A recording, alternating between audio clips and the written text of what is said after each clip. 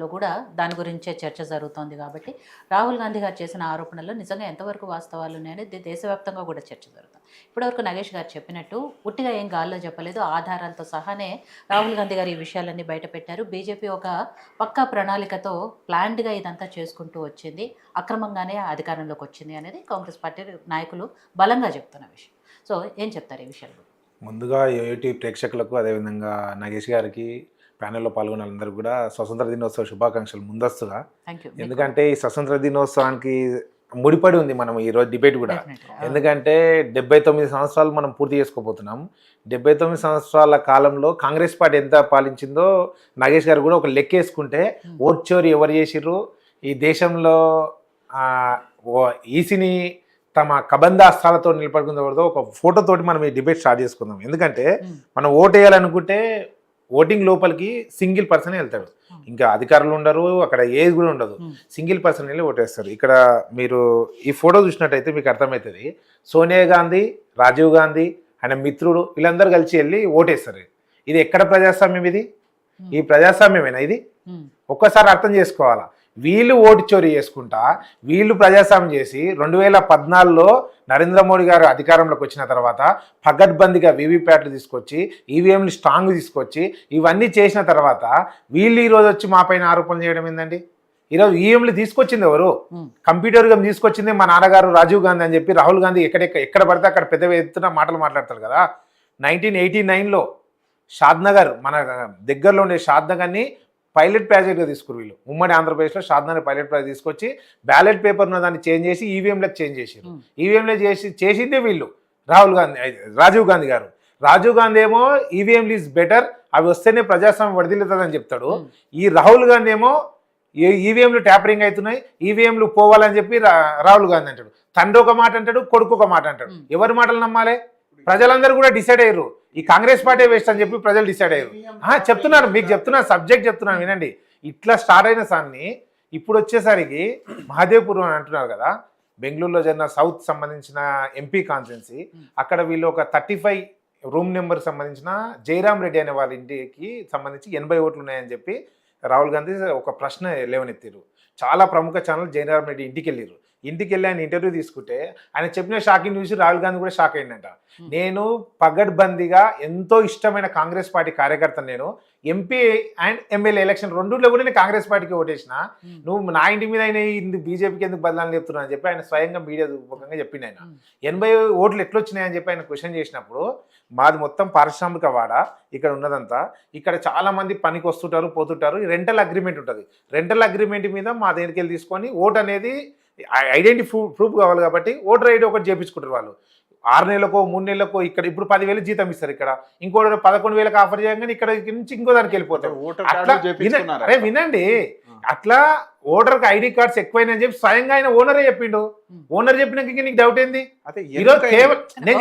చెప్తున్నాను కదా, ఒక వ్యక్తి వయసు 125 ఏళ్ళు 115 ఏళ్ళు ఇలా వయసు నేను అదే చెప్తున్నాను. ఇక్కడ కాంగ్రెస్ పార్టీ అధినాయకత్వం, ప్రతిపక్ష నేత, వీళ్ళ జాతీయ అధ్యక్షుడి స్థాయిలో ఉండే వ్యక్తి రాహుల్ గాంధీ ఇంత ఆరోపణలు చేసినప్పుడు తెలంగాణ ప్రభుత్వంలో, తెలంగాణలో ఉన్నదెవరు? కాంగ్రెస్ పార్టీ. ఇంతవరకు ఒక సింగిల్ కార్యక్రమం నిర్వహించిందా?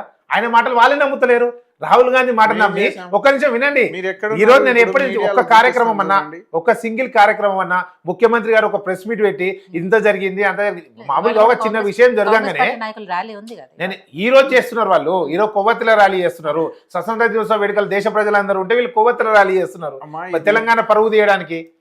కేవలం చెప్తున్నాను కదా, వీళ్ళని ఇది ఎవ్వరు కూడా పట్టించుకుంటలేరు రాహుల్ గాంధీ మాటల్ని. కాన్స్టిట్యున్సీలో కాంగ్రెస్ కార్యకర్తలు ఇది ఓట్ చోరీ అయిందన్న దాని మీద కార్యక్రమం చేస్తున్నారు. చూడండి డేట్ తో సహా లాస్ట్ 1 వీక్ లో.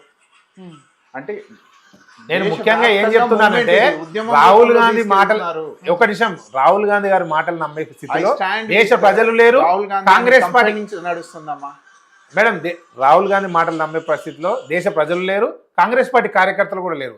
అక్కడ సంబంధించిన ఇప్పుడు రాహుల్ గాంధీ గారు కావచ్చు, కాంగ్రెస్ పార్టీ వాళ్ళు ఏమంటది అంటే, తెలంగాణలో గెలిస్తే మాత్రం ఈవీఎంలు కరెక్ట్, ఎలాంటి ఓట్ చోరీ జరగదు. అదే ప్రియాంక గాంధీ వైనాల్లో వెళ్ళి గెలిచిందనుకో ఆమెకి ఎక్కడ కూడా ఓటు చోరీ జరగదు, అక్కడ ఫేక్ ఓట్లు ఉండవు, ఇంకా డూప్లికేట్ ఓట్లు ఉండవు, ఇలాంటివి ఉండవు వాళ్ళకు.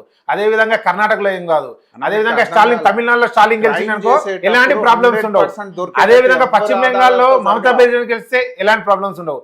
మహారాష్ట్రలో బీజేపీ గెలవంగానే వీళ్ళకి ఒకటి ఎత్తుకోవాలి, ప్రజల మధ్యలో పెట్టాలి, మనం ఏదో చేయాలి. బీహార్ ఎలక్షన్ లో ఓడిపోతున్నాం అని చెప్పి వాళ్ళకి స్పష్టంగా తెలుసు కాబట్టి ఈ దొంగ నాటకం తెరలేపిర్రు.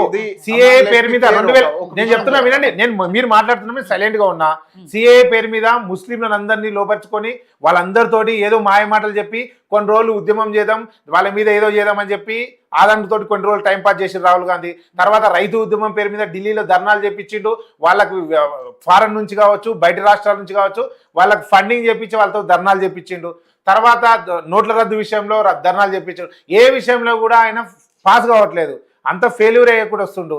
ఆయన ఫెయిల్యూర్ అయ్యకుండా వస్తుండు. ఇప్పుడు ఏదో కొత్త అంశాన్ని లేవనెత్తాలి, కొత్త అంశాన్ని లేవెత్తి బీహార్ ఎలక్షన్లో ఒక సానుభూతి పొందాలని చెప్పి, బీహార్ ఎలక్షన్లో సానుభూతి పొందితే తప్ప మనకు అంతో ఇంతో కాస్తో కూసో ఎలక్షన్లో మనకు ఓట్లు వస్తాయని చెప్పి ఆయనకి పక్కన వాళ్ళు ఐడియా ఇచ్చిరా ఎవరిచ్చో మొత్తానికి ఒక చిన్న ఐడియా తీసుకొని, అన్న మీరు మాట్లాడుతున్నా డిస్టర్బ్ చేయలే, నేను మాట్లాడుతున్నా నువ్వు డిస్టర్బ్, నేను మాట్లాడినాక నువ్వు మాట్లాడు. ఒక సానుభూతి చేయడానికి మాత్రమే బీహార్లో అంతో ఇంతో డిపాజిట్ దక్కించుకోవడానికి ఈ ఓట్ చోరీ పేరు మీద ఒక దొంగ నాటకం ఆడుతున్నాడు. చాలా క్లియర్గా కేఎన్ రాజన్న అని చెప్పి కర్ణాటక మంత్రి అన్న కూడా తెలిసి ఉండాలి. కేఎన్ రాజన్న గారు స్వయంగా చెప్పిండు, ఈ ఓట్ చోరీలు, దొంగ ఓట్లు, డూప్లికేట్ ఓట్లు ఇవన్నీ కూడా మేము ప్రభుత్వంలో ఉన్నప్పుడే, గతంలో ఇంతకుముందు బీజేపీ ఉంది, బీజేపీ కన్నా ముందు మేము ప్రభుత్వంలో ఉన్నప్పుడే ఇవన్నీ జరిగినాయి, మేమే నిర్లక్ష్యం వహించినాం, దీన్ని చేయాల్సి ఉండే అని చెప్పి స్వయంగా మంత్రి గారు అన్నారు. మరి ఏం చేసిరు మంత్రి గారి మీద? మీరు మంత్రి గారు అన్నారంటే ఆయనకి మన ఎవరైతే సిద్ధరామయ్యకి అత్యంత సన్నిహితుడు ఆ మంత్రి గారే స్వయంగా అన్నాడు. మరి ఏం చేస్తారు మీరందరూ? ఓట్ చోరీలు, అవినీతి చేయడంలో, ఈసీని తన కంబద హస్తాల్లో పెట్టుకోవడంలో వీళ్ళు పిహెచ్డీ చేసారు కాంగ్రెస్ పార్టీ. ఈ రోజు వచ్చి మాకు చెప్పడం ఏంటండి? ఈరోజు ప్రజాస్వామ్యంలో 2014 కావచ్చు, 19 కావచ్చు, 2024 కావచ్చు, మేము ఎట్లా గెలుచుకుంటూ వస్తున్నాం? మరి మేము గెలవాలనుకుంటే మీరు అన్నావు కదా నా 400 పార్ అని చెప్పి, మేము 400 పారే అనుకుంటాం కదా. ఒక మాట అన్నాం అనుకో దానికి విలువ ఉన్న రేటు 400 కొట్టడానికనే ట్రై చేస్తాం కదా. వీళ్ళు ఎంత సింపుల్గా మాట్లాడతారంటే మన ముగ్గురు మధ్యలో ఉన్న మాట బయటికి వెళ్లకుండా ఆగలేదు.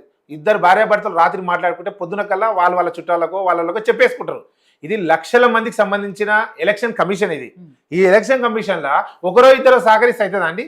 ఒకరో ఇద్దరు ఇంత సోషల్ మీడియా యుగంలో ఇంత పెద్ద టెక్నాలజీ వచ్చిన తర్వాత ఎంత అంటే చీప్ ఉందంటే రాహుల్ గాంధీ మాటలు. ఆయన ఒక ప్రెస్ మీట్ పెట్టి మొన్న నేను దురదృష్టవశాత్తు ఎంపీ అయినా అంటాడు. అసలు ఈయన ఎందుకున్నాడు, ఎందుకు చేస్తున్నాడు అర్థం కాలే. ఈయన ప్రాతినిధ్యం వహిస్తున్న రాయబల్లిలో ఇప్పుడే మరి అంతగానో ఓట్ చోరీలు, ఈవీఎంలు తప్పు ఉన్నాయి కదా, ఈయన రాజీనామా చేయమనండి, బ్యాలెట్ పేపర్ రూపంలో పెడదాం. మరి కాంగ్రెస్ పార్టీ నాయకులు ఫిరోజ్ ఖాన్ గారు కూడా చెప్తున్నారు కదా, నాంపల్లిలో గత కొన్నేళ్లుగా నాకు ఈ అన్యాయం జరుగుతూనే ఉంది, అక్కడ ఓట్లు తొలగించారు అని చెప్పేసి ఆయన కూడా చెప్తారు. అది ప్రాబ్లం ఉండొచ్చు కాకనే కాదంటలే. మేము జూబ్లీస్ బై ఎలక్షన్ జరగబోతుంది, అక్కడ మేము డోర్ టు డోర్ వెళ్తున్నాం భారతీయ జనతా పార్టీ తరఫున. ఎంతో మంది రోహింగ్లు షేక్పేట్ అక్కడ ఉన్న ఏరియాలో వచ్చి ఓటు చేసుకొని ఉన్నారు. బంగ్లాదేశ్ ఇక్కడ ఉన్న అడ్రస్లు కొంతమంది సహకరించో ఏదో చేసి వాళ్ళు చేసుకొని ఉన్నారు. వాటన్ని తొలగించాలని ఎలక్షన్ కమిషన్ నిన్నే మేము వెళ్ళి అక్కడ కాంప్లీట్ చేసినాం. ఇక్కడ చిన్న ఏమైనా టెక్నికల్ మిస్టేక్స్ ఉండొచ్చు కాక కానీ ఈసీనో లేకపోతే భారతీయ జనతా పార్టీనో బదలాన్ని లేపి ఈ పొలిటికల్ గా మనం బతుకుదాం అనుకుంటే మాత్రం చాలా పెద్ద తప్పు. ఎందుకంటే ఈసీ కూడా చాలా స్పష్టంగా చెప్పింది మేడం. పశ్చిమ బెంగాల్ ఎక్కువగా రోహింగ్యాలే ఉన్నారు. అదే అంటున్నాను కదా, బంగ్లాదేశ్ నుంచి చొరబాటుదారులు ఎంతో మంది వస్తున్నారు. చాలా స్పష్టంగా ఈసీ కూడా ఒకటి చెప్పింది. రాహుల్ గాంధీ మీరు చూస్తే నవ్వు వస్తుంది, మీరు చెప్పే ఆరోపణలు చెప్తే మీ అందరూ నవ్వు వస్తుంది. మీకు నిజంగానే అనిపిస్తే ఒక అఫిడవిట్ లో మేబీ ఇది మిస్టేక్ చేసినామని చెప్పి ఒక అఫిడవిట్ ఏంటని చెప్పారు. ఇంతవరకు రాహుల్ గాంధీ నుంచి స్పందన లేదు. ఎందుకు అఫిడవిట్ ఇవ్వలేకపోతుంది? మరి కౌంటర్ చేయాలనుకుంటున్నాను. ఎందుకు అఫిడవిట్ ఇవ్వకపోతుండ్రు? రాహుల్ గాంధీ నుంచి సెన్సెక్స్ లో ఇన్సైడ్ ట్రేడింగ్ జరుగుతుంది అని 10 years రాహుల్ గాంధీ ఇంతవరకు అఫిడవిట్ ఇవ్వలే, అఫీషియల్ గా అఫిడవిట్ ఇవ్వలేడు. క్రైమ్ చేస్తున్నారు. కేవలం ఇలా రాజకీయ లబ్ధి కోసం చేస్తున్న దొంగ నాటకం తప్ప ఇలా అయితే బయటపడ్డది. బాబుల్ గారు, రాహుల్ గాంధీ గారు ఏదైతే ఓట్ చోరీ గురించి మాట్లాడుతున్నారో దాని గురించి వచ్చిన సందర్భంలో జగన్మోహన్ రెడ్డి గారు కూడా రాహుల్ గాంధీ గారి మీద ఆరోపణలు చేశారు. సరే, ఈ విషయాల గురించి మాట్లాడుతున్న రాహుల్ గాంధీ గారు ఎందుకు ఆంధ్ర రాజకీయాల గురించి మాట్లాడట్లేదు? ఇక్కడ ప్రజాస్వామ్యం కోని అవుతుంటే ఏ రోజు కూడా చంద్రబాబు గురించి ఆయన ఒక్క మాట కూడా మాట్లాడలేదు. ఎందుకు అంటే చంద్రబాబు, రేవంత్, రాహుల్ ముగ్గురు కూడా రెగ్యులర్గా హాట్లైన్లో మాట్లాడుకుంటూ ఉంటారు. వీళ్ళందరూ ఒకటే కాబట్టే ఏ రోజు కూడా ఆయన రాహుల్ గాంధీ గురించి మాట్లాడట్లేదు, చంద్రబాబు గురించి రాహుల్ గాంధీ గారు. కానీ